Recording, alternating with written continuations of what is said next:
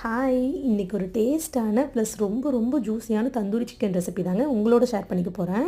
இந்த ரெசிபி செய்யறதுக்கு நான் 2 கிலோ தை பீஸ் எடுத்திருக்கேங்க. நீங்கள் லெக் பீஸும் எடுக்கலாம்.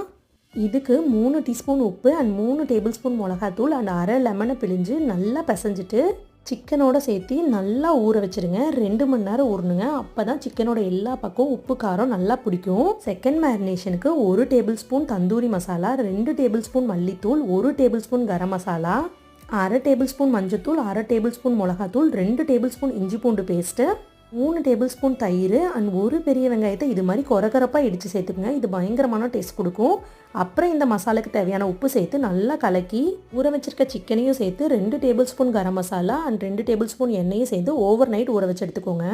360 டிகிரி ப்ரீ ஹீட்டட் அவனில் 2 சைடும் 20 நிமிஷம் ஆயில் ஸ்ப்ரே பண்ணி குக் பண்ணி எடுக்கணுங்க. கடைசியாக 5 நிமிஷம் ப்ராயில் மோடில் வச்சு எடுத்திங்கன்னா டேஸ்டியான தந்தூரி சிக்கன் ரெடி.